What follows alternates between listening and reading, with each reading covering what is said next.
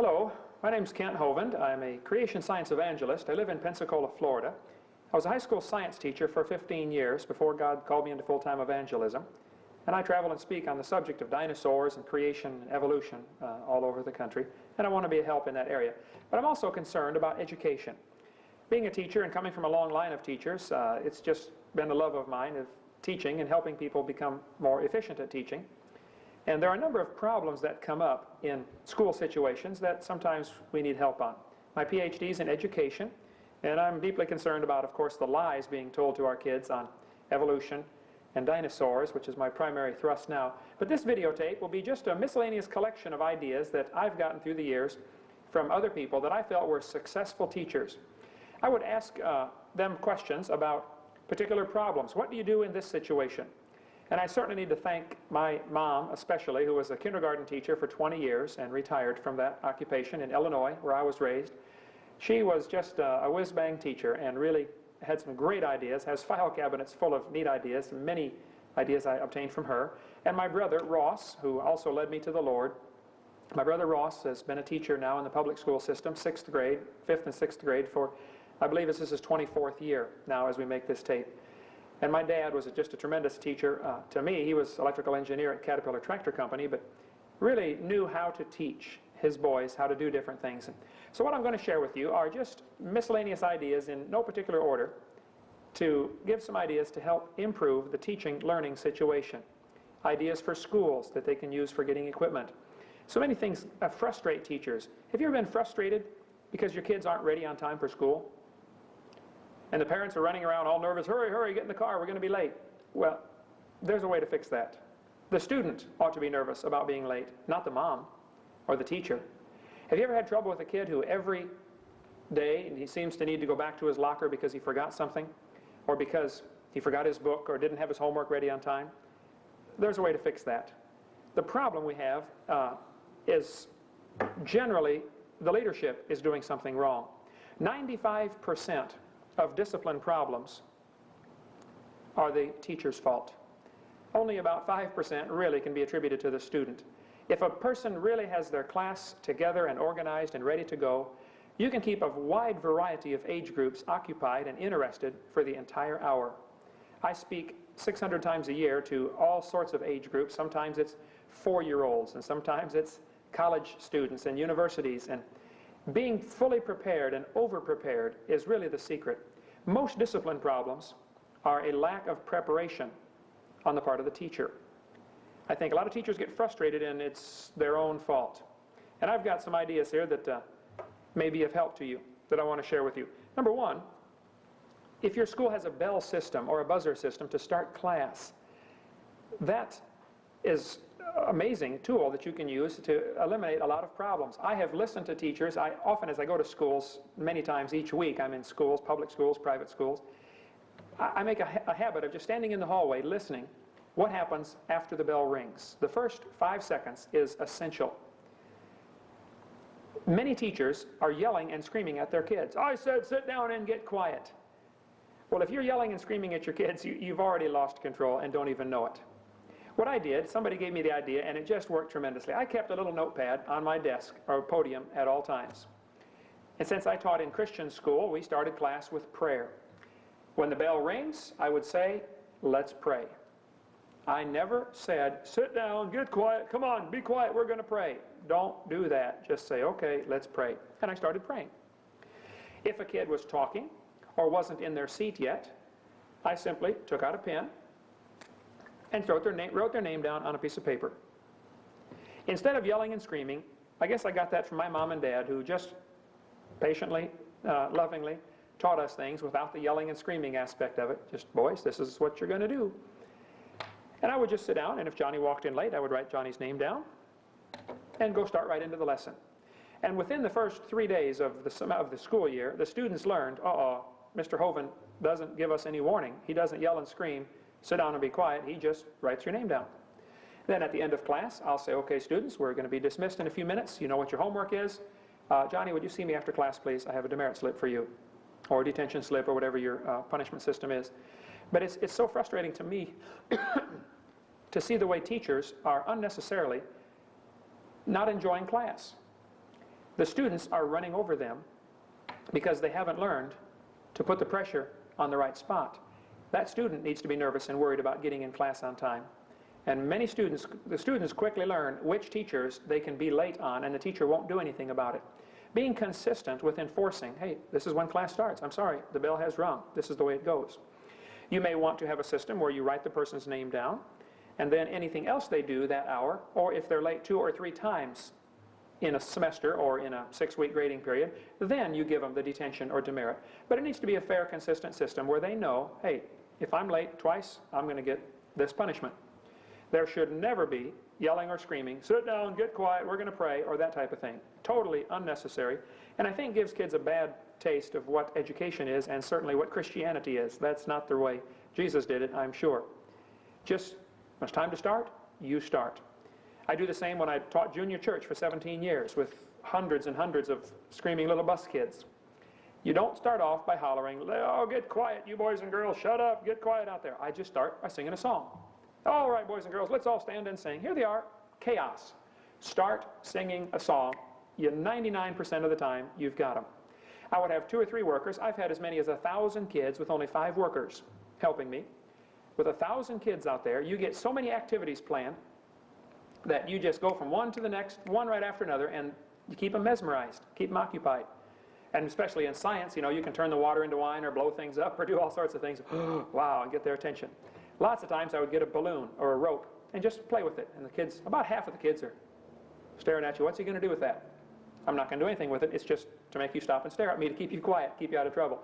Distraction. I'd use that technique. I did today in the chapel. Kept playing with the rope, wrapping it around my fingers and pulling it off. And had nothing to do with what I was talking about. But there were 8 or 10 kids just kind of staring at me as I played with the rope. Something to keep some of them occupied. So just start on time. If a teacher does not start on time, if you are 5 seconds late, I guarantee it will gradually grow to 5 minutes by mid-semester. You've got to learn to use those bells. Keeping the pressure on the right spot is what's essential.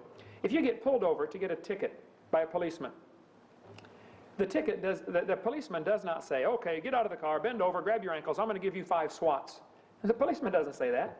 He's not under pressure at all. He's calm, cool, collected. He doesn't walk up to the window and scream at you, give me your driver's license. No, he just says, may I see your driver's license, sir? You see, you are under pressure, not him. You are the one that did something wrong, not him. And learning to keep the pressure on the right spot is essential to maintain your sanity if you're going to teach and deal with children for years and years. You have to know how to keep the pressure on the right spot. And there are some ideas for that. For instance, lost and found. You have a student who's always losing their stuff. What we did at our school, the lost and found box gets huge and stuff that's been lost in there. Anytime during the 6 weeks, they could come in and redeem their items for 25 cents. It cost them a quarter if they lost it and we found it. That money went into the special activities account, and we used it for a variety of things around the school, buying equipment, things like that.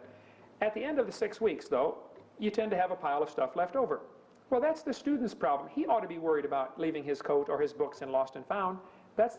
I got other things to worry about. I don't want to worry about Johnny's coat in the lost and found.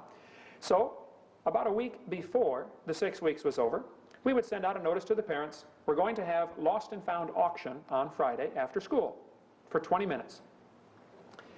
If you feel your students may have lost anything, be sure to come this week and check to see, and you can redeem it for 25 cents. If you don't, on Friday at 3 o'clock, everything becomes the property of the school, and we're going to auction it off. And so every 6 weeks we had a lost and found auction, and we sold everything in the lost and found box and started over, just to prevent it from building up. And it kept the pressure on the students. They would say, oh, hey, you can't sell my sweater. I said, look, it's been the policy for years here at the school. Anything left in lost and found for 6 weeks becomes the property of the school. I'm sorry, you know, we sent the note home. You should have done that. But the pressure's not on me. The pressure's on the right place. I've got other things to worry about, and the teachers do too. And that's just an example. If a student always in class says, oh, Mr. Hovind, can I go to the bathroom? Or can I go back to my locker? Or can I go get some paper? Things that they should have done during break time, but now they want to use class time, my time, to do those things, and it really was their responsibility. I saw in the first few years of my teaching that if I let a student go to the bathroom, there was a pressure on me. I was nervous about, oh, what's he doing out there? I hope he's not bothering other classes. I wish he'd hurry up. Come on, kid, get back here, man. The pressure shouldn't be on me to make that kid hurry. I shouldn't be the least bit nervous about it. He ought to be worried about getting down there, getting done, and getting back fast. So somebody gave me the idea to keep a notepad on my desk. If George says, Mr. Hovind, can I go to the bathroom? I say, George, you know the policy. Every second you're gone from class is 2 seconds you spend after class sitting there in your chair. If it takes you 30 seconds to run down to the locker and back, you owe me a minute. If it takes you more than 2 minutes, since there's only 5 minutes between class, if you're going to owe me more than 2 minutes, then you have to make up the time after school you have to come in. And I would write their name down. George says, can I go to the bathroom? I would say, sure. And I write down George, and I start my stopwatch. And then I keep teaching my class. If George runs or makes any disturbance or makes a spectacle of himself, running down the hallway, looking in other classrooms, making faces at kids or slamming the lockers, then it's triple or quadruple the time that he's gone. I tell him and I let him know up front, this is the way it's going to be all semester, kids. If you have to leave my class for any reason, that's something you should have done during class time, then it's going to be double the time after class you owe me. You should have thought of that ahead of time. That's not my problem. That's your problem. That pressure ought to be on you to remember your books and things like that. Now, if you forget, yes, you may go to your locker, but it's going to cost you. That's what the utility companies do with adults. You pay your bill by such and such a time. If you don't, there's a fee added on, or they'll shut it off and rehook you up for another $100. They're not going to yell and scream at you. They're just going to simply charge you the fee. This is the way it works. Here's the punishment. If it's known ahead of time, it's no problem. So things like that.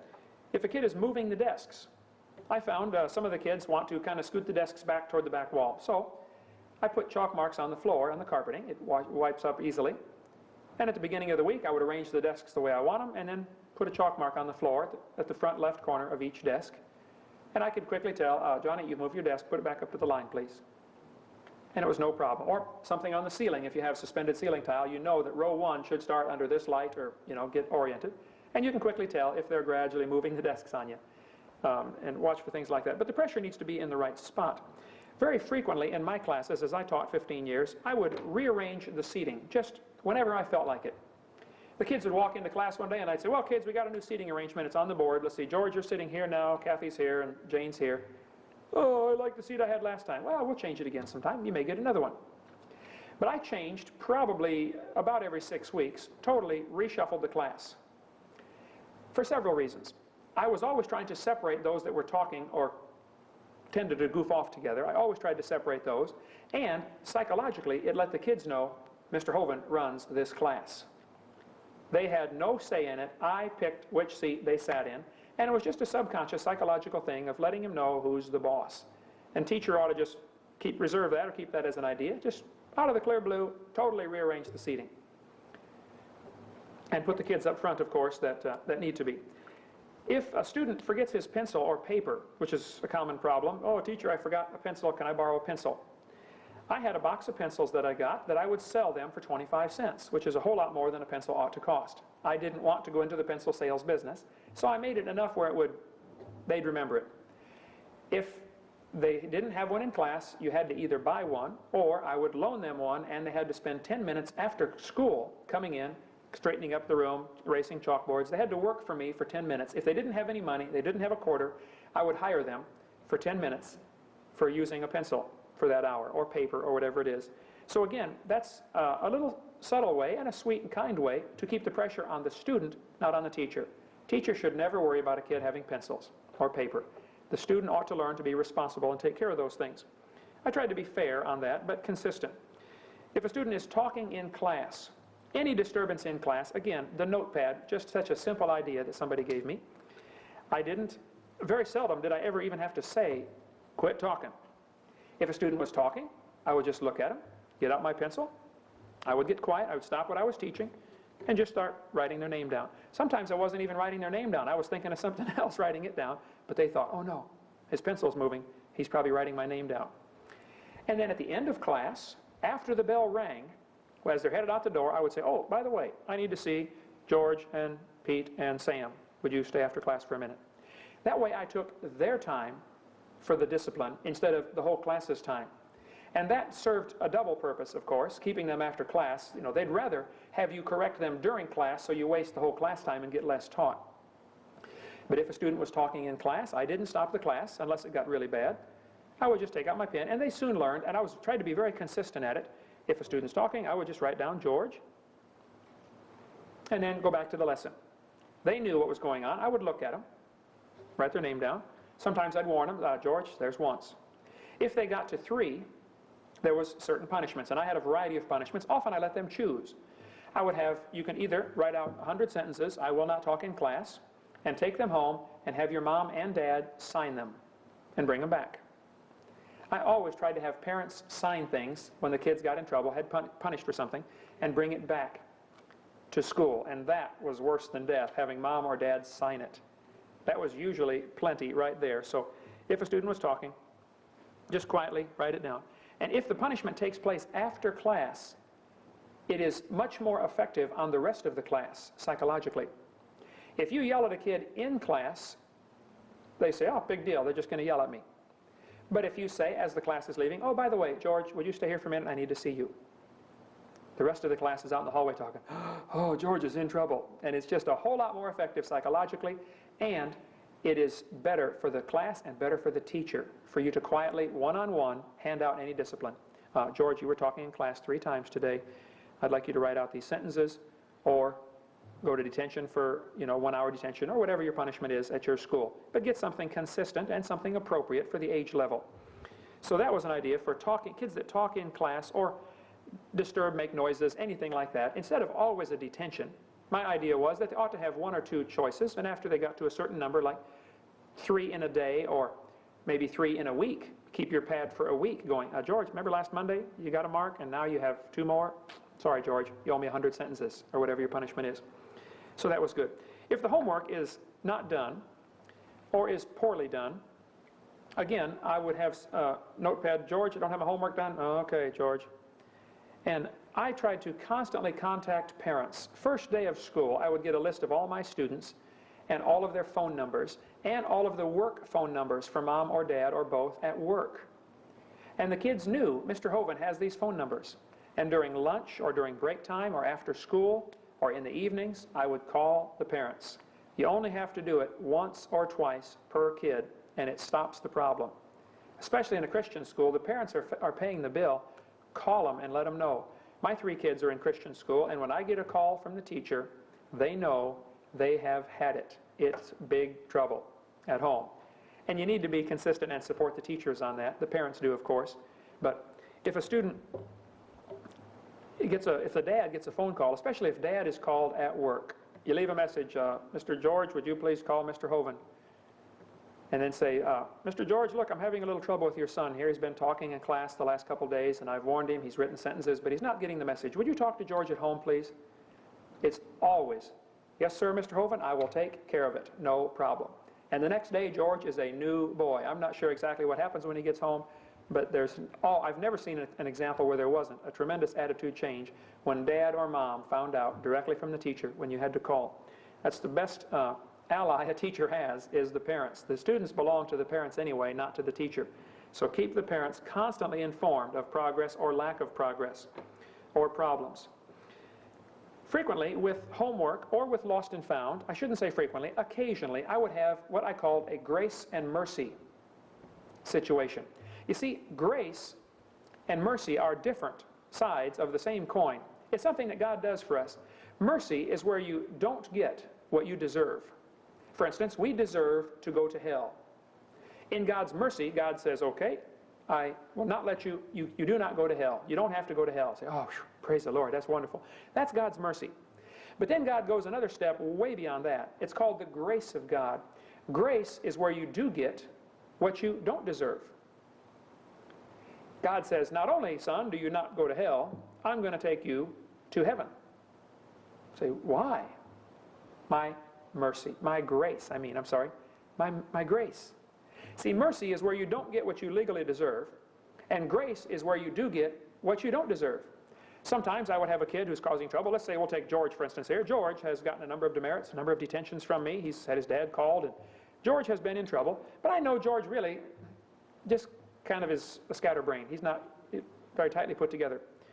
Once in a while, out of the clear blue, I would say, George, look, you're talking again, or your homework's not in, George. You know the punishment, George, when your homework's not in. But George, today I want to show you mercy. I am not going to give you the punishment. Forget about it. it's over with. Whew. Instead, George, here's 50 cents or $1. Go to the cafeteria, buy yourself a Coke, and bring it back to class. You can drink it right here. Why? Grace.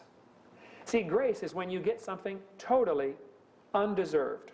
George doesn't deserve to be able to drink a Coke in class. Are you kidding? He deserves to be in trouble, and he knows it, and everybody else knows it. And it's a great way to illustrate not only the mercy of God, but the grace of God. Way beyond mercy. George, you've been talking? That's enough. George, I'll tell you what I'm going to do. I'm going to give you a Snickers candy bar. Now, you don't do that very often, maybe once a year, but it'll leave an impression on George's mind that he will never forget. So the grace and mercy was an idea that somebody gave me, and I've used it many times. Get a few more thoughts here organized. As far as homework and testing, let me grab the board here and show you some ideas that we used for homework passing out, or for letting kids know what homework was due and when.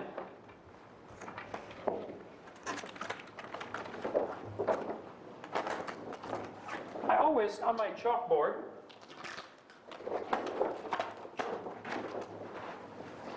in the corner of the room, in one of my chalkboards, or sometimes on a separate small chalkboard, I would have blocked off with permanent lines like a white magic marker or white crayon or black magic marker even. If you have a small board that you can sacrifice just for this purpose, I would draw a grid on there like this, and it would have my classes that I taught. First hour biology, second hour life science, chemistry, physics, whatever you're teaching, math, doesn't matter. Each hour of the day, first hour, second hour, third hour, fourth hour.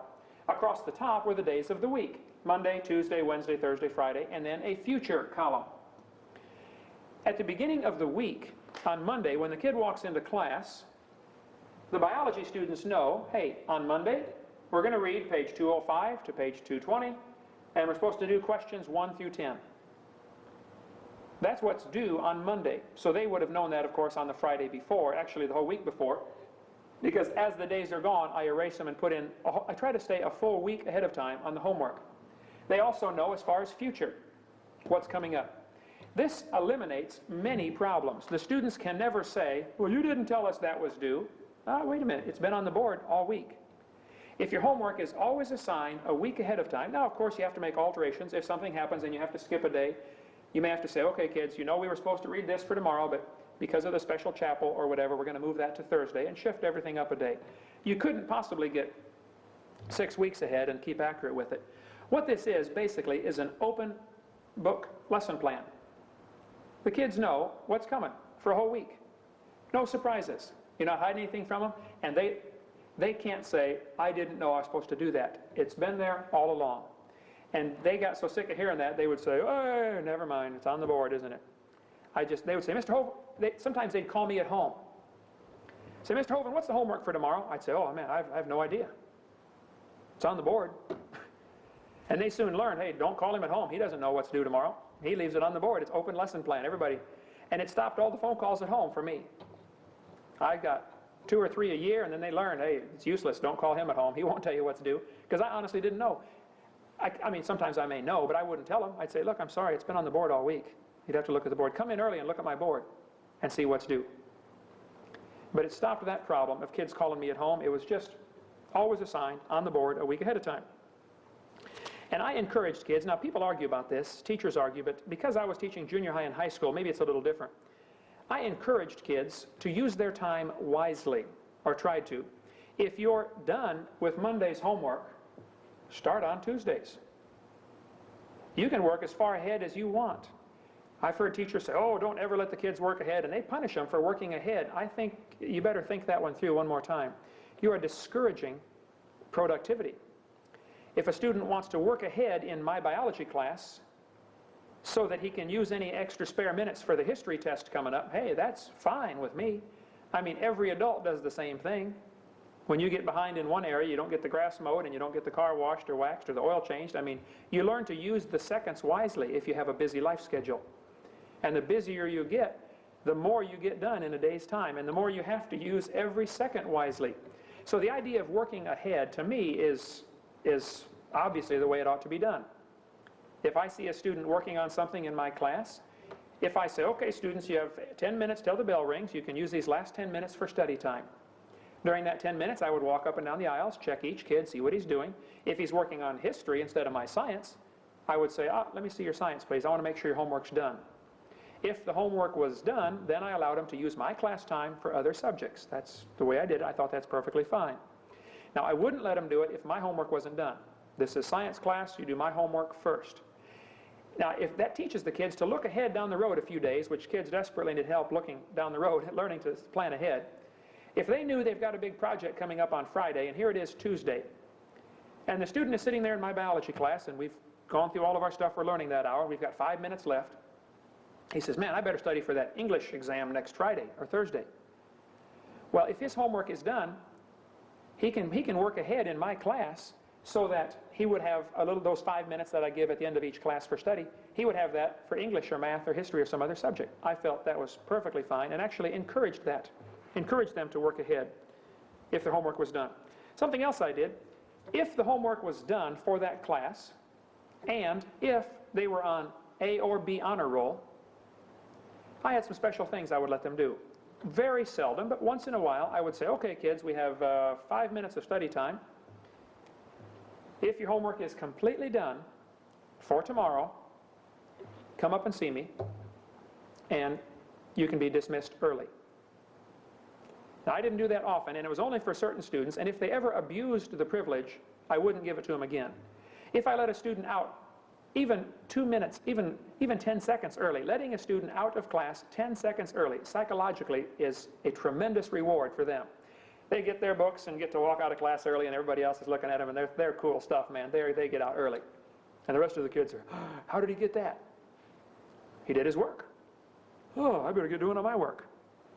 So that was, again, something to encourage productivity. You see, under the communist system, productivity is discouraged because you're not going to reap the rewards of your labors. And I'm afraid many teachers stifle productivity in their students by not rewarding ideas when they say, hey, I'm going to work ahead. I'm going to do my best. And I think scripturally it's a whole lot closer to the truth, this idea of letting them work ahead and be rewarded accordingly for their deeds. So I would give them time out of class if they had everything done ahead of time and homework. Another thing that I use, I got from somebody, I forget where, but every 6 weeks I would drop the lowest grade in the grade book. No questions asked, the lowest grade is crossed out. This did a number of interesting things psychologically. The student knew he could have a bad day and it wouldn't affect him. Now, my system of grading was a little different. Every homework and every quiz counted one time. Counted equally, that's just the way I did it. And I had a quiz almost every day. It would sometimes be just a real quick quiz. We'll get into that in a few minutes, but the lowest grade was always dropped. If I'd have a minor test, a weekly test, that would count 2 times or 3 times in the grade book. If it was a major test, it may count 5 times. And I would tell the students, I throw out the lowest grade each 6 weeks, no questions asked. So if a student comes in, Mr. Hovind, I didn't get my homework done. Could I have an extra day? I would say, hey, don't worry about it. I throw out the lowest grade. But if they do that every week, of course, they're only going to get 1 thrown out, and it quickly puts the pressure back on them. So the idea of throwing out the lowest grade, no questions asked, I think was great. Everybody has a bad day. And I think if most teachers or adults had to live under the system they make the students live under, they would crack up and go nuts. Most adults or parents couldn't handle that kind of intolerance that many teachers show their students. Give them a break, man. Every 6 weeks, throw out the lowest grade. Now, only one. And if it's a test grade and counts 5 times, only one of them gets counted off. If they got a 0 on a test, well, they still got 4 zeros instead of 5, or something like that. But dropping the lowest grade. Another idea that I did is I tried to very frequently give bonus points on quizzes and tests so that the students could accumulate extra points. I didn't try to keep track of points as far as, this test is worth 18 points and this quiz is worth 2 points. I made everything based on a 100 scale and averaged them when I was done. That's simpler for me to take care of. So I would give bonus questions. If we were supposed to read chapter 16 in biology, and we'd been studying it that week, there are always some things in the text that are interesting to know, but are not essential, and you're not going to put them on the test. I would try to pick out some of those facts to be bonus questions. We would not review that when we went through what's going to be on the test. We wouldn't review those particular items, but it's something they would have picked up had they read the chapter carefully. And so the bonus question would be worth 5 extra points. Therefore, the test is worth, they could get 105 on the test or quiz. And I would write down 105 in the grade book. That way, if a student did real well all 6 weeks, and he got all the bonus questions also, he may have enough bonus points that he could get 2 zeros and still get an A or a 100 in my class. He could simply say, hey, I don't want to do my homework tonight. I'm going to take the 0. I've got enough bonus points. You say, oh, Brother Hovind, that's terrible. Well, you stop and think that through for a while before you say that's terrible. I think that's a great reward to encourage productivity and encourage students to go the extra mile. And you can ask kids that took classes of mine, they remember things 20 years later that they learned. The object is to teach them. That's the object. You want them to learn the material. So we tried to do different things to do that. Throwing out the lowest one allowed them to skip a homework assignment if they had enough bonus points, or they were going to throw out the lowest grade, and they consistently kept their other grades up.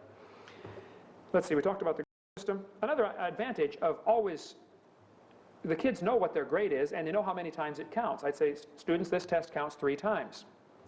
I encourage them in the front of their book to write down every grade they got, and they could always average it up. They never had to ask me, hey, what's my grade so far? How am I doing in this class? I'd say, you ought to know. You got them written down. You could average it up whenever you want. The kids always knew what grade to expect. They had it themselves. It eliminated all those questions of how am I doing this 6 weeks? I would say, well, you take a look at your list. Keep in mind, I'm going to throw out the lowest grade and average it up yourself. And they soon learned, I'm not going to answer that question, kid. If you don't keep track of it yourself, don't come ask me, because I wouldn't. I told them at the beginning, I won't answer questions, how are you doing this 6 weeks? I won't stop in the middle and average your grade for you. I've got plenty of other things to do. You keep track of it if you want to know. And most of them did, and it worked out really well.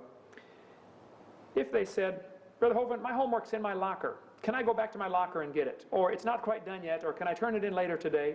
I always said, no problem, fine. But I'm going to write down in pencil, I'm going to write down a 0 in the grade book. It's not here. I am not going to worry about it again. As far as I'm concerned, you got a 0. If you don't like that 0, if you turn it in later today, or if you want to go back to your locker and get it, if it's turned in today, even if it's 1 minute late because you had to go back to your locker and get it, I will take it, but it's 10 points off. If you turn it in tomorrow, it's 20 points off. If you turn it in the next day, it's 30 points off. I take off 10 points each day until it's not worth turning it in eventually. You remember to turn it in. I have already forgotten about it. It's off my mind. It doesn't bother me at all. You have a 0 on this homework assignment. The pressure is on you. The pressure is not on me. I enjoy life. We're going to have a wonderful time. I'm going to teach this class, and I'm never going to worry about that homework assignment. You have a 0 for it, but you're welcome to turn it in late if you'd like. But you remember it, not me. Again, keeping the pressure where it belongs so the teacher doesn't get old before her time or his time. Calculators is another interesting one. Since I taught math and science, people argue about this one too, and I just have thought about it and seen the results, trying it both ways. I am convinced that calculators ought to be mandatory equipment from 7th grade on. You say, well, they won't learn to multiply and divide. Look, probably none of you know how to fix a wagon wheel. There are probably very few people that teach in school that know how to hitch a team of horses to a wagon. It's obsolete information. You don't need to know that. There probably aren't very many people that can extract the cube root of a number longhand. Calculators and computers do that for us. It's unnecessary. It's a waste of time. And I see many people with high school students and junior high, 7th, 8th grade, making their kids work out all of the problems longhand. I mean, multiplication, subtraction, division. I say, come on, give the kid a calculator. But in it's 1st grade, 2nd grade, 3rd grade, 4th grade. You need to learn how to multiply, divide, add, subtract, keep your column straight. That's true. Okay, now you've learned it. Now go on to something new. Now it's time to learn algebra, geometry, trig, and I have always felt that calculators should be required from a certain age on. You don't need to waste their time multiplying or dividing numbers out longhand. Now, Occasionally, you may want to have a refresher course and have a test, you know, and make sure they still remember, like once a year. But for the bulk of the year, let the kid use a calculator. That's just been my philosophy. There's no sense making them do things the hard way. It's obsolete. I think we're dating ourselves, and the Amish, you know, have gone from the buggies to, okay, you can get a car, but it's got to be black and no chrome, and that's what we're doing with the calculators. I mean, come on, you know, it doesn't matter. Get one and let the kid use it. Quizzes. I mentioned earlier that I try to give a quiz every day. There's a reason for that. I want to make sure the students are paying attention. Lots of times my quizzes would be one question. Okay, boys and girls, take out a piece of paper, put your name at the top, and put today's date. Are we having a quiz? Yep, we're having a quiz. Oh, no, I didn't study. It's okay, no problem. Question number 1. Have you read the homework for today? Yes or no? All right, pass your papers in, please, and go on with the lesson. One question quiz. You get 100 or you get a 0. Oftentimes, at the end of the class period, I would tell the students, okay, kids, today we're going to discuss page 202 through 207, and we're going to have a quiz at the end of the hour today. And here's what we're going to be talking about. And that way, during the class time, they're paying close attention. And I would tell them what's on the quiz. I said, kids, look, I've got 5 questions. You should have read this for homework. We're going to review it. For instance, the characteristics of a mammal. List 3 of the characteristics of a mammal. That's going to be a quiz question I'm going to ask you in about 45 minutes. And now let's discuss that. What are the characteristics of a mammal? And the kids would discuss it. And they're all thinking, yeah, I got to know this. Yeah, okay. And they concentrate better. And I despise trick questions. I tried to make all of my questions just as obvious, and you either know it or you don't know it. If I said, I'm going to ask you, what are the characteristics of a mammal? List 3 of them. At the end of the class, we would have a quiz, 5 questions maybe, and that would be the question. I told them it was going to be, and it was. But then I might say, now, for bonus, list some of the other characteristics that are mentioned in the book, and you can get 4 points bonus for each one you can name. And that made them, really, those that studied harder got rewarded. They earned some bonus points. But by doing a quiz almost every day, you get an advantage of keeping their attention. You also have the advantage of many, many grades, and it dilutes down any bad grades they get.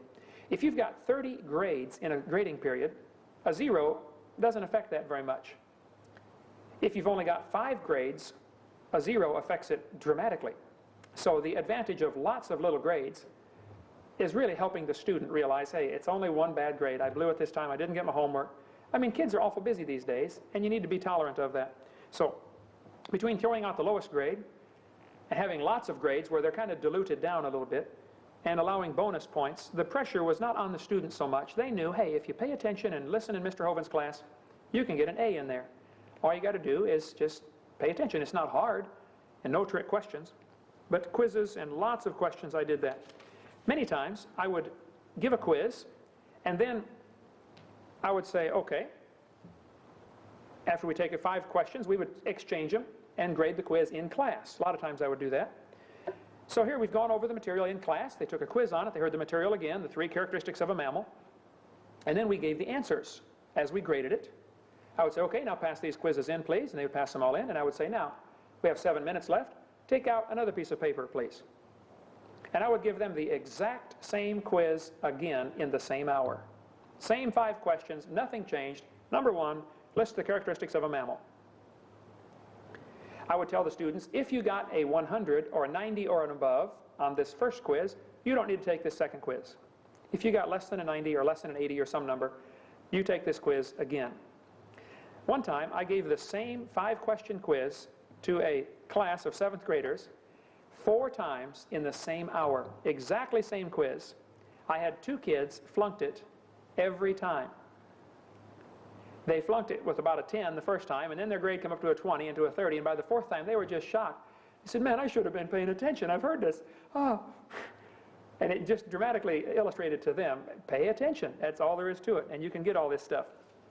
And then I would count the highest of their quiz grades for the score. For testing, these are some ideas that I've gleaned through the years that are often helpful to people. And this, again, may sound radical. These are just ideas. You can take them or leave them. If you don't like them, don't use them. But these are some that I would do occasionally. On tests, especially if it was kind of a major test, I would often tell the students 2 days before the test, we're going to have a test on Friday. On Wednesday, I would say, okay, everybody clear your desk. No pencils, no paper, everything on the floor, nothing on your desk. And then I would walk around and pass out the test. And my tests were pretty thorough. There were lots of questions. I tried to have lots of questions.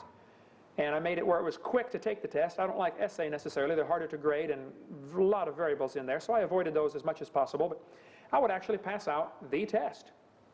I would say, now students, you're not allowed to take any notes. Don't write anything down. You cannot even have a pencil or pen in your hand or on your desk. But let's go over the test. Notice question number 1. What are the 3 characteristics of a mammal? Susan, what do you think they are? And we would discuss the test on Wednesday.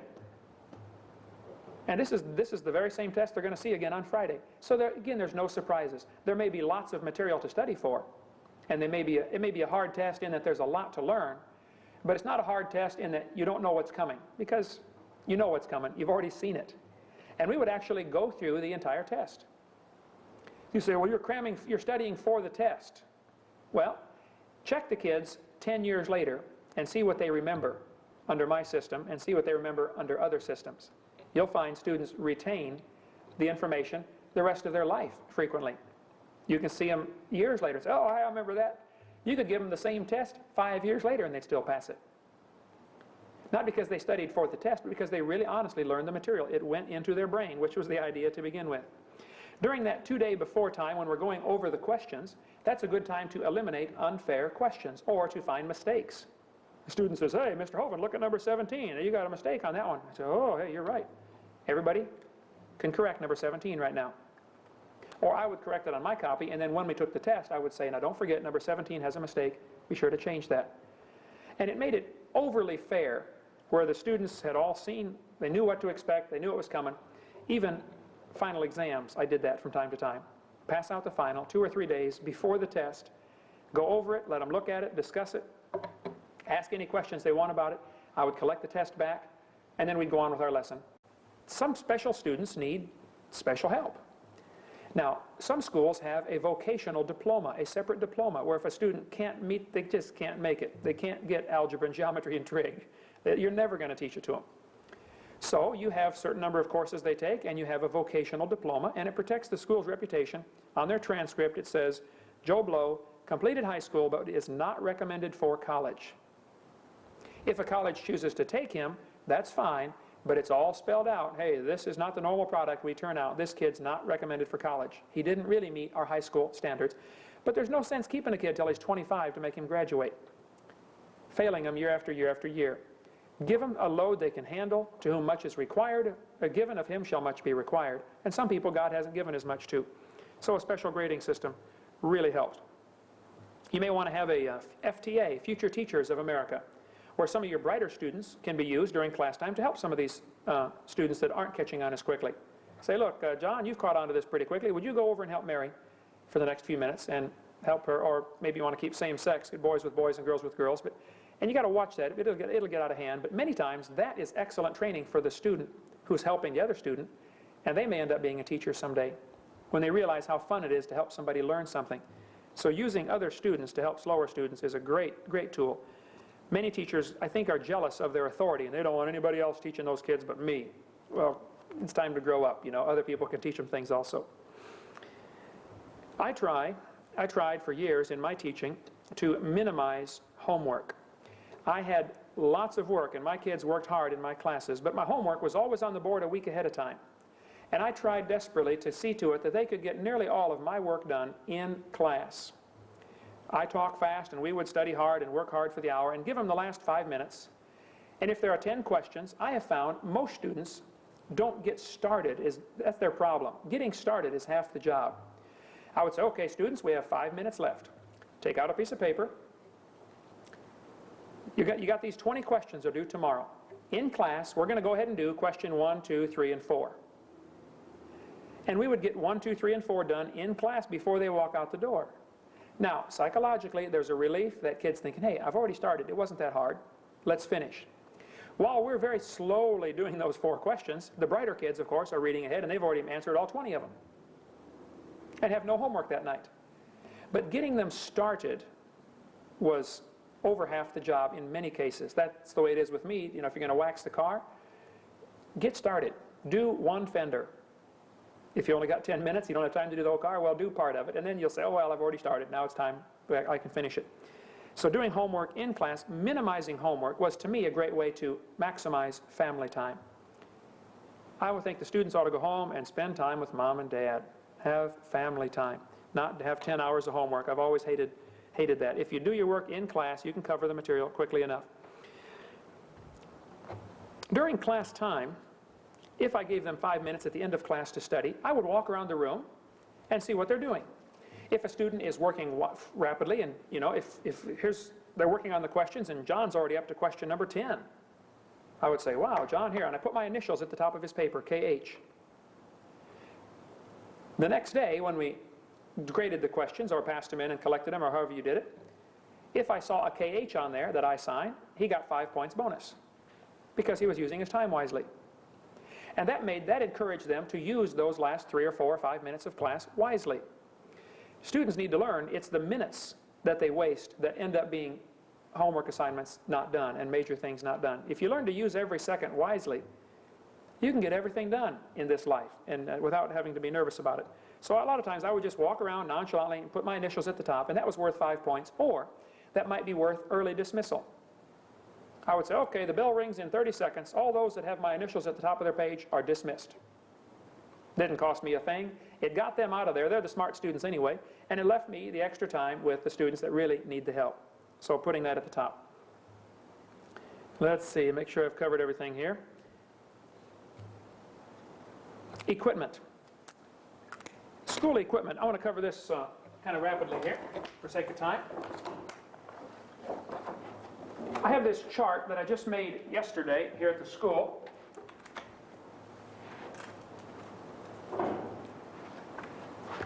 An idea you may or may not want to use at your school. For PE, many smaller schools have a hard time with PE equipment, and they just don't have everything they should have. And they feel, especially small Christian schools, feel inferior. They've only got 30 or 40 or 50 kids, and how do you compete with other schools? You get slaughtered in basketball, slaughtered in everything, and so they feel, hey, there's no hope. And then they get this attitude of, well, I'm going to this rinky-dink school, and it's no big deal. By making a big chart, this is just 4 pieces of poster board. And the laminator caught a piece for me. I'm sorry for that, but I've done it a number of times at schools where you make a big board, and I put the school record. And you can put the name of the school on there, whatever the name of your school is. This is the school record. And this was just for athletics. It could be done for a number of subjects, academics also, I'm sure. But down the side are 3 different categories. Events dealing with speed, strength, and coordination. I have 14 different events here. 50-yard dash, 100-yard dash, 220, 440, shuttle run, where you run 40 feet 4 times. You go pick up an eraser, come back, run, pick up the other eraser, come back, the shuttle run. This was done for time. These different events, push-ups, pull-ups, etc., and I will get a small version of this and fold it up and stick it in with this videotape so that everyone who gets this tape will have these events in the order that we've done it at many schools. Across the top are 2 categories, girls and boys. Each of those is divided up into 4 groups, 5 to 8-year-old, 9 to 11-year-old, let me get on the other side here a little bit, 12 to 14-year-old, and 15 and up is the way we did it. Then, the student can set the school record in any of those events that they choose. For instance, during recess or PE or kindergarten time or whatever, you can say, okay, boys and girls, today we're going to set the 50-yard dash record. And they would, the 5-year-olds, if you have 5-year-olds, you set up a 50-yard dash marked off on your parking lot someplace, and you get a stopwatch and you can time the kids and learn to do it rapidly where you can run a herd of kids through in a hurry, like get 4 people timing and 4 people running. Say, okay, now George, you're going to time this kid, and you're going to time this one, and you time this one, and you can get the whole class through much more rapidly that way. But the student with, of course, the best score in that age group gets his name on the school record chart. This is laminated, just 4 pieces of poster board. You write it on there with the erasable marker, and then if a student breaks the record, you erase it off and put it on again. Or if you have white poster board, you can get the white label material, stick it over, and with a regular magic marker, right on there, and then keep peeling off the label and sticking on a new one when they break the record. What this does for the students, it gives them a sense of pride and accomplishment. Hey, I've got the school record. which is not necessarily wicked or bad or evil, I don't think. Nothing wrong with saying, hey, I've got the record. And by giving the kids more exercise, it encourages competition, which is, of course, a dirty word today in the communist slanted society that we have. Oh, every kid, should be no competition. Make them all succeed. I disagree. I think those that work should eat, and those that don't work should not eat. That's the scriptural method, so competition is good. But giving them a chance for recognition. Also, if a student exercises and competes and works in sports or anything, he also tends to work harder in other areas of life. You tend to overcome the laziness. A student that's getting lots of exercise is more alert in class. And they're less hyperactive if during recess they've been out there doing the jump rope or one of these categories trying to break the record. We kept a smaller version of this, which I'll include in with the tape, which only has 4 columns. The 4 columns are first quarter, second quarter, third quarter, fourth quarter, and maybe a 5th column for the personal best ever of that student. And then we made just a sheet of paper where the same events in the same order were in a notebook, one for each student. And the PE teacher would say, okay, today we're going to do push-ups. And on each student, you keep track during the first quarter, how many push-ups can George do? And if there is no chance of George ever getting the school record, you can say, next quarter, you can say, hey, George, look, last quarter you did 6 push-ups. Come on, go for 7 this time. Now George is competing against himself, trying to improve what God has given him. And that's the fairest competition. Luke 2:52 says, Jesus increased in wisdom and in stature and in favor with God and favor with man. Constantly growing. All of us need to set goals and improve and stay in shape physically and stay in shape mentally. Read, stay alert. Stay in shape spiritually. Win souls, read your Bible. Stay in shape socially. Meet new people, make new friends. Growing and gaining. So having this system is very simple. It doesn't have to be your whole PE class. It's just a supplement to that. During recess, rainy days, you can have indoor events. For instance, sit-ups. Some of these events have a little asterisk by it, which means they're only allowed 1 minute. The time shoot, how many baskets can you make in 1 minute with the basketball? We let the younger kids, 5 to 8, use a small ball for all the basketball events. And the older kids had to use a regular size basketball. But these different events like flexed arm hang, sit-ups, jump rope is the one that went crazy at several schools I've done. We just bought 8 or 10 jump ropes. And you get 1 minute to see how many times you can skip rope. Well, if you get the class divided up in 2 groups where one group jumps and the other group, everybody gets a partner and they count, you can have half of the class jump and the other half count and then swap, and you can do your whole class in 2 or 3 minutes. Have a class secretary write down the scores, say, okay, come by and tell John your score. And they walk by and say, John, I'm Sam, I got 85 this time. And you can go on to something else. But the students, once they get their name up here, everybody competes to try to get their name off the board. We said if they age out, they grow out of a category, that record stays until somebody else comes along and beats it. Just because he goes from 8 to 9 years old doesn't mean you erase his record. No, it stays there permanently unless somebody comes along and beats it. Let's see, a couple more things to cover here. Other equipment, besides the record chart, which really helped with fitness and helping kids get interested in improving themselves. It spilled over into academic areas and into spiritual areas. A student says, oh, hey, I read the Bible once last year. I'm going to try to read it 1.5 times this year. And it's just that idea of constantly trying to improve what God has given you. That's the Bible way. He gave some 5 talents, some 10 talents, some only 1 talent. But whatever he gives you, use it and build on it and grow with it. A few more ideas here and we'll quit. Playground equipment. When I went to Fairfield, California to be the principal out there, the playground, they had 100 students in the school, 120, I guess 115 or 20 students. They had 1 swing set with 4 swings on it and kids waiting in line to swing. I prayed and I said, Lord, we need some playground equipment.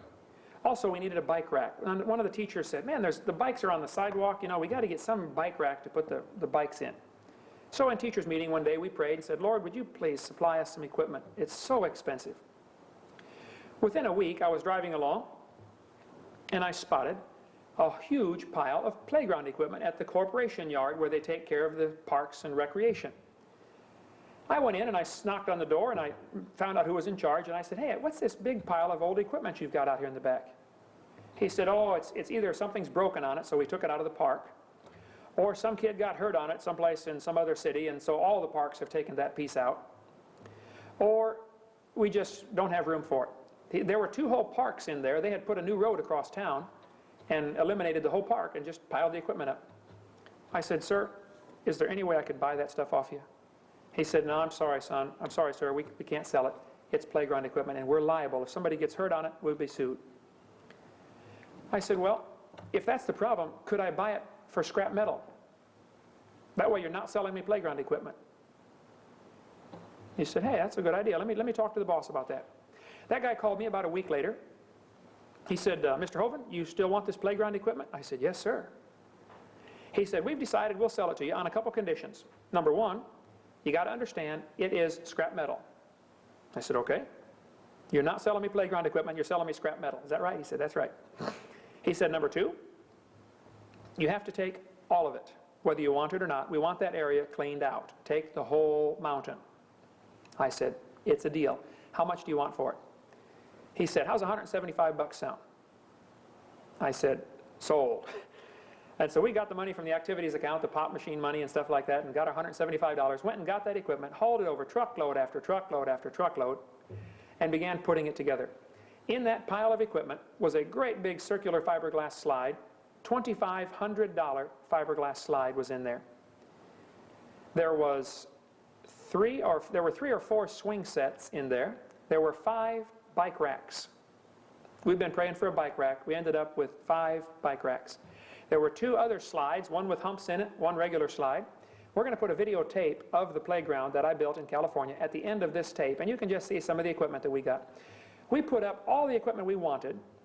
We had 5 times more than we possibly needed for our school. I mean, it was an unbelievable playground. Then we got a book on playground equipment and found the value of each piece. I hired a welder to come fix the things that needed welded, and I hired a body man who went to our church. His kids went to our school. He came and fiberglassed the circular slide, the places that were bad, fixed it and painted it. We went to automotive shops where they paint cars, and I said, "Hey, do you have any paint cans left over with just a little bit of paint left that kind of sitting around?" They all said, "Oh yeah, we got all kinds. Here's an inch of paint in the bottom of this can, and here's 2 inches in this one, and not enough to do a car, so it's really useless to us." We got all sorts of paint given to us for free, but it was every color you can imagine. So I hired some people. We had an account at our church where if somebody came and said, "Hey, I'm going across town, my grandma's dying, I got to, give me $20. The beggars come around always looking for money at churches." We had an account where anybody who came, we wouldn't ever give them money, but we'd give them a job for $5 an hour. And I had those people paint the playground equipment for me. And when they ran out of a color, we stop, make a straight line, and start with a new color. So the swing set might have an orange leg and a blue leg and a green leg, and you just never knew. It was wild colors. Little mini merry-go-round in there. After we had everything we wanted set up, we fixed the other equipment also and set it up. And I called other schools, other Christian schools, gave them first choice at it. And we looked up the value of the equipment in the book. And if a bike rack cost $120, which is about what they cost back then, I would sell it to the other Christian school for $25 or $30.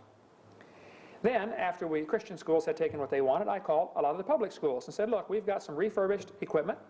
If you'd like to come look at it, come take a look and give us 2/3 of book value." From half to 2/3. We made over $4,000 on that playground equipment. I bought the pile for $175. That $4,000 we took to pay the welder and to pay the expenses. We put 6 inches of pea gravel in the playground, huge area playground. So if the kids fall off, they don't get hurt landing in pea gravel. And it's not big enough like big rocks to throw at somebody, and it's not sawdust or sand to get stuck in your shoes. Pea gravel's about right. And we had just an unbelievable playground. Then we built a $1,000 gazebo in the middle so the teachers can sit there and talk, and still watch their kids during recess. And people came from miles around to see that fabulous playground that we got paid $4,000 for making. Got all the equipment for free, basically.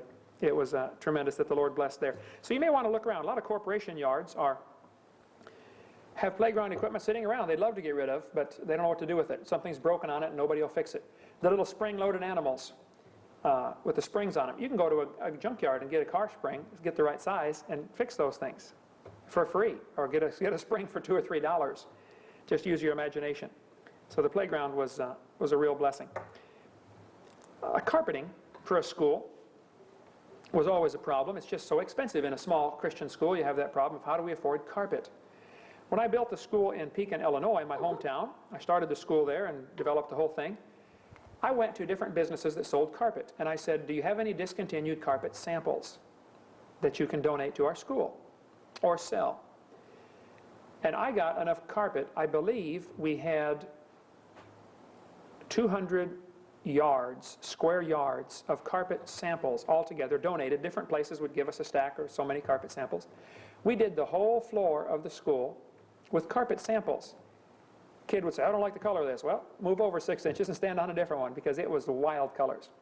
We'd take a big blue square and a big red square and cut a heart out of each one and transplant them. We glued them straight to the floor. And if a piece got ruined, like that room was used for all sorts of activities. If a piece got ruined, you peel it up and put a new one down. It was simple and it was free. A wonderful way to carpet your school, just for the cost of the glue. We put down 200 yards of carpet for about $50 worth of glue. I'll be videotaping on the end of this tape a bubble that I have at my house in Pensacola, Florida. I'm in Pennsylvania now as I make this tape, but an idea that you may want to use for smaller children, a big bubble that you can make absolutely free. But that is my list so far of ideas, and we'll add to this all the time. I've got a number of magic trick ideas that I'll be adding to this later.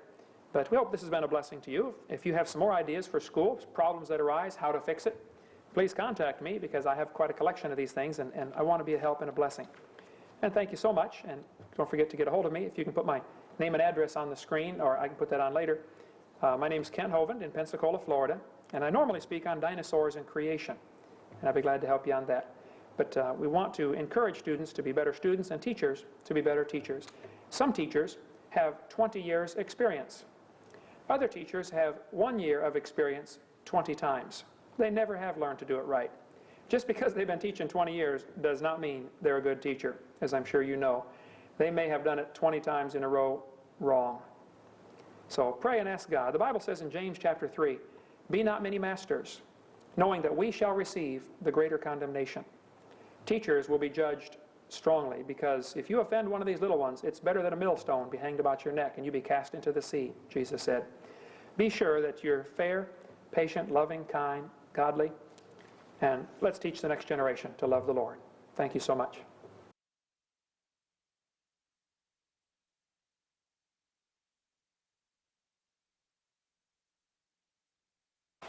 Hello, this is Ken Hovind again. We're now in Pensacola, Florida, at my house down here. We've thawed out from being up in Pennsylvania where it was freezing making that last tape. Another idea, we'll constantly add to this videotape different ideas. My son Eric is going to come blow up a bubble that I'm standing on. We took 2 pieces of plastic, just got a roll of visqueen, and put duct tape around the edge to make a big sandwich out of the duct tape. Then we left one stretch untaped, where we taped a garbage bag onto it to make the igloo effect, like the entrance to an igloo. Go ahead and flip the fan on there, Eric.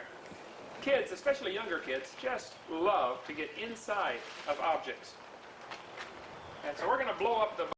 A little windy here, but we'll give you an idea of how this thing works for the kids to play in. You could tape the plastic together in a number of different shapes. If you were artistic, you could cut out the shape of the dinosaur, for instance. Once you get it inflated, you can put it on low. Swing around here and get me, bud. Put it on, is it on low? Yeah. Get on the other corner there to hold it. On this end, we just cut a slot and reinforced it with tape so it doesn't rip any further. And now the kids can actually get inside it and play. Go ahead and hop in there, Eric. We've had probably 18 kids in here at a time. We built the whole thing for, I think, $6 worth of duct tape and a piece of plastic. So if you crank it up on high, it inflates a little higher. You got to watch that the kids don't get too rough with it, of course, because they'll tear it. But we tell in the bubble, I use this for junior church a lot, or younger kids. We tell stories like Jonah in the whale, or King David in the cave when Saul came in, you know, and David cut his robe off. Stories are endless. If you get a good piece of clear plastic like this, and you want to tell stories about being in a submarine, on the outside of the bubble, you can have an overhead projector and cut out the shape of a shark or a whale and just wiggle it across the overhead projector and project it onto the side of the bubble. and from inside it looks like the shark is right there coming after you. That's just another idea. We'll add more ideas to this tape from time to time, and something you may want to use for a class as a reward for kids that are doing their work or something. Ken Hovind again, sitting in my living room. Had another idea I wanted to share with you, something we've done around the house. We have 3 teenagers. They are, at the time of this making of this tape, 13, 14, 15, soon to have birthdays and turn 14, 15, 16. And with teenagers, or with any kids, there's always the frustration that parents have of getting them to do their daily chores. For instance, make your bed, clean up your room, get your homework done on time. And so we prayed about it and asked the Lord to give us wisdom. And we came up with a simple little chart that we use. Each of the kids has a chart like this, and we'll give you a close-up of it in a minute. Each of my children has a chart that goes for an entire month. It's blocked off in 31 squares this way. Down the side are different activities that have to be done by a certain time. For instance, if you have to be ready to leave for school at a certain time in the morning, then if your kids are not ready by that certain time, there needs to be a certain punishment. There has to be a, you do this or else, and then the first thing they're going to say is, or else what? So here's what we come up with. I'll just read it to you, and then we'll focus in on it in just a few minutes. By 7:45 in the morning on school days, the following jobs had to be done, or they would receive a penalty that evening. The jobs were, the bed had to be made, room had to be cleaned, their hair had to be done, all dressed, take their vitamins, and have had personal devotions for 5 minutes. If those projects were not done, that evening they got penalty. They were on penalty, and I'll explain what penalty is in just a minute.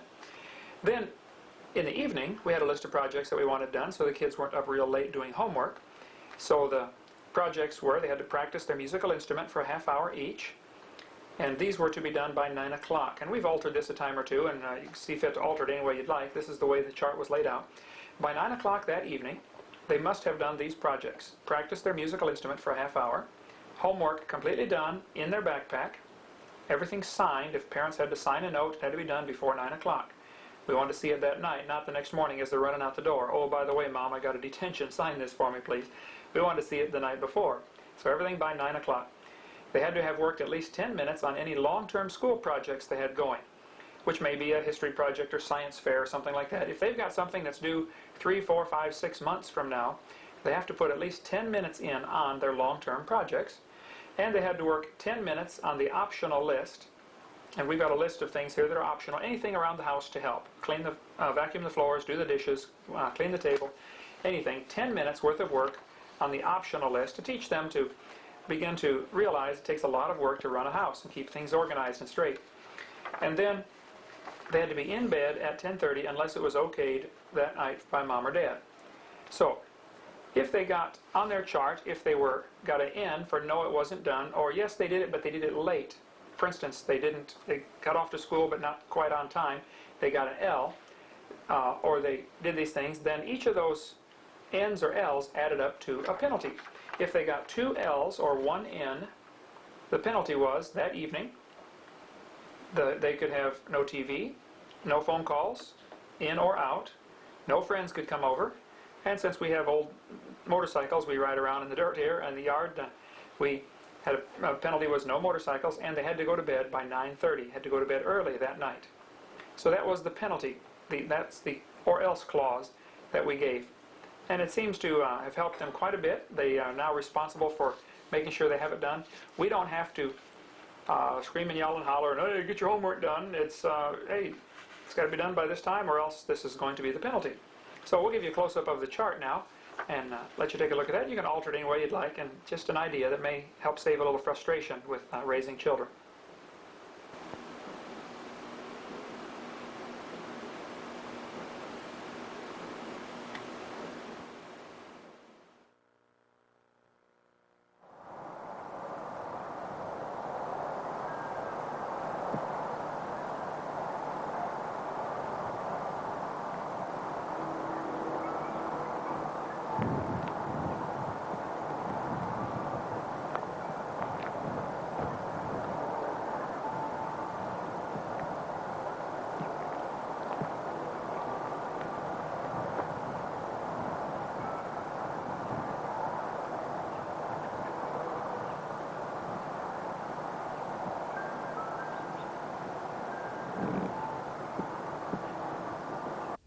Let's give a few more ideas of things you can use in your home or in your school to accomplish what it is you want to accomplish.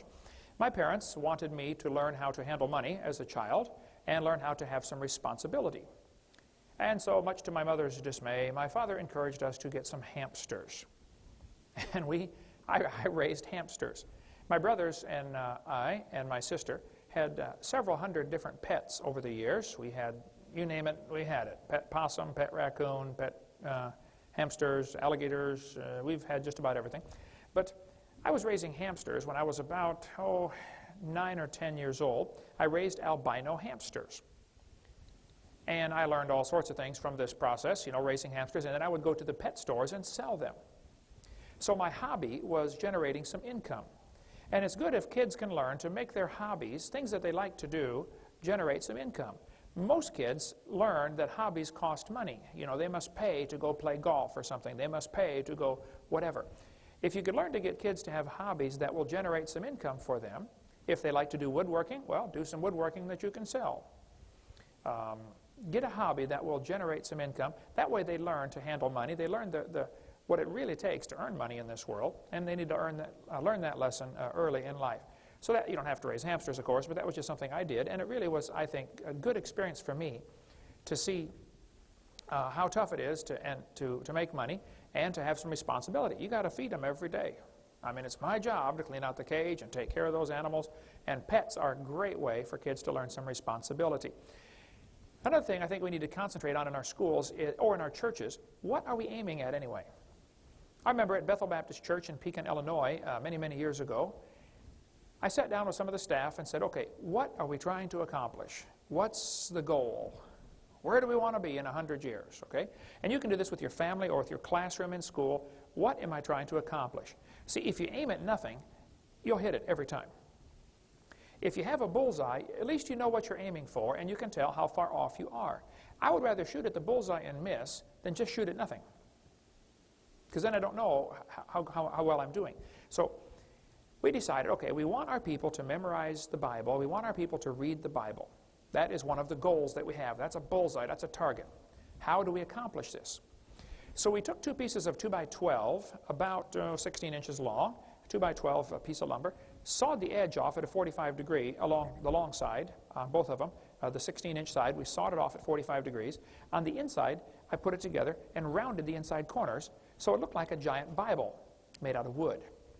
We mounted these two pieces of 2x12 with the beveled edge on the outside and the curved edge on the middle. We mounted that to a sheet of plywood, just thin 1/4-inch plywood that was a little bit bigger than the total dimensions of this Bible. And we painted that plywood black so it looked like the cover of the Bible sticking out. Object was to make it appear as if it's an open Bible. The slanted side and these edges we painted with gold paint, and the rest we just stained and varnished so it was a piece of wood. You could do it, of course, paint it white if you want. That wouldn't matter. Or you can just do this with a plaque. But we put this wooden Bible up in the church foyer where everybody would walk by it. We put some blocks behind it so it made it look real nice, and it was at an angle. So it looked like a Bible was mounted to the wall at a slight angle. Then on top, we had a letter down there from a sign painter. It said Bible Memory Club. And at the same time, we got a little 3x5 card box and got 3x5 cards in there and alphabetizers A through Z. We put this thing in the secretary's office on her desk, and we had a list of 8 people who were designated listeners. I don't want to spend all my time listening to folks recite Bible verses. Though I like Bible verses, I don't have time to listen to everybody in the world do this. So we had 8 or 10 designated listeners. Now you can do this in your church. It's a very simple program, won't cost you much of anything. What we're going to try to do is encourage people to memorize the Bible by giving them public recognition if they do it. People do what you recognize them for. And so I got up in church and I said, okay, folks, here's a new club we're going to start here, the Bible Memory Club.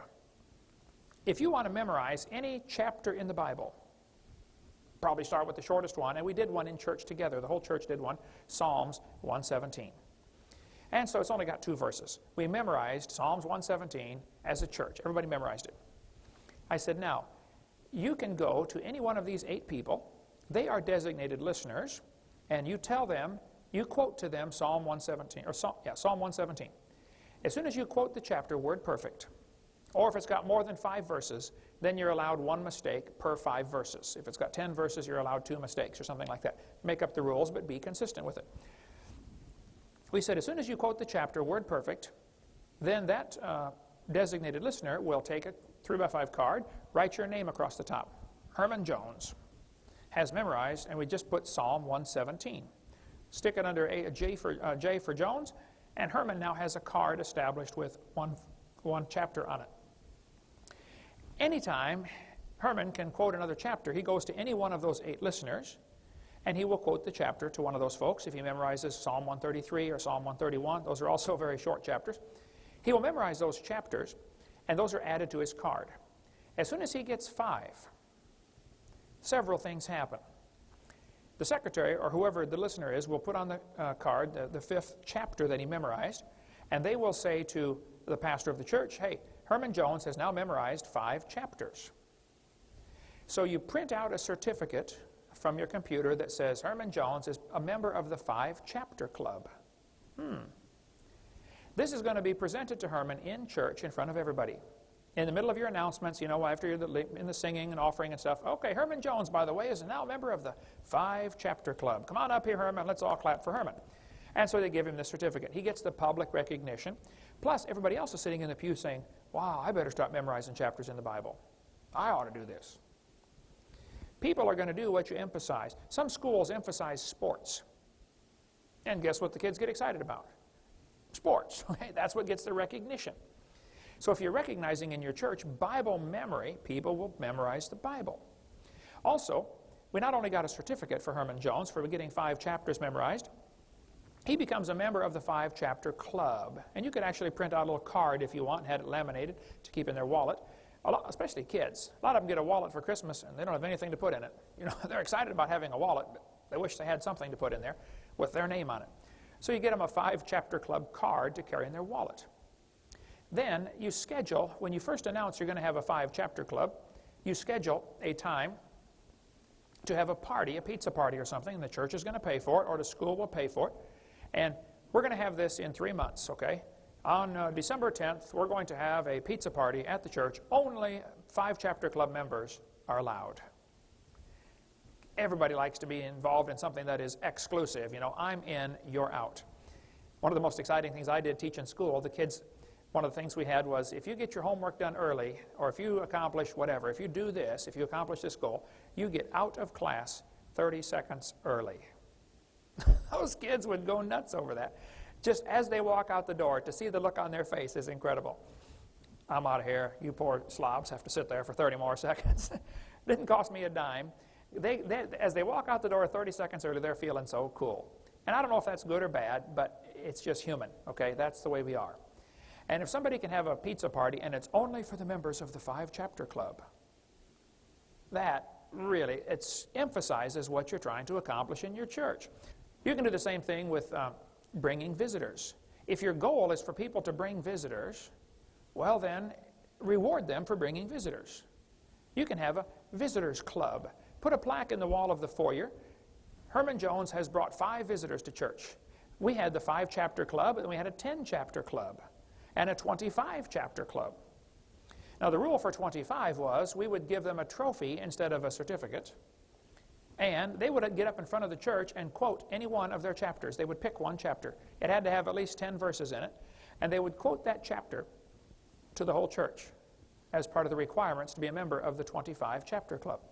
We had one grandma who sat around all day, nothing to do with her life, and she got so excited about this Bible memory, she memorized, I believe, 130 chapters in the Bible over the next 4 or 5 years before she died. She was soaking her brain in God's Word. I encourage schools or churches or youth groups or whatever to target, what do you want? Do you want to accomplish Bible memory? Okay, then reward the kids who do it. You want to accomplish bring visitors? Okay, then reward them. You can call it a Fishers of Men club or something, you know, whoever brings the most people to church. And just have a simple system, keep it simple, how to keep records, and how to reward them. You can print up certificates or wallet-sized cards or anything like that. Why does anybody work for years and years and years to be in the Olympics? Why would a person sweat and toil and drive themselves nuts for 5 or 6 or 7 or 8 years, getting up at 5 in the morning, running 10 miles, to get a gold medal that you can buy for $300. You can go have one made for you for $500. Why would they work for thousands of hours? They're not working to get that gold medal. They're working to stand on that platform up in front of everybody and put that gold medal around their neck, and the whole world is watching. They're looking for recognition. And that's not necessarily bad, okay? People want that. So you teachers, you moms, dads, pastors, whatever, recognize, reward what you're trying to accomplish. You're trying to get Bible memory, you're trying to get visitors, whatever you're trying to do. You're trying to get faithful attendance. You could print up a certificate for 3 cents for perfect attendance in church if you kept a record. People want that recognition. And so I suggest in your schools, just an idea, is that you figure out some way to target what am I trying to accomplish, and then honor that when they accomplish it with some public recognition. Hope this helps. We'll come back with more school ideas from time to time.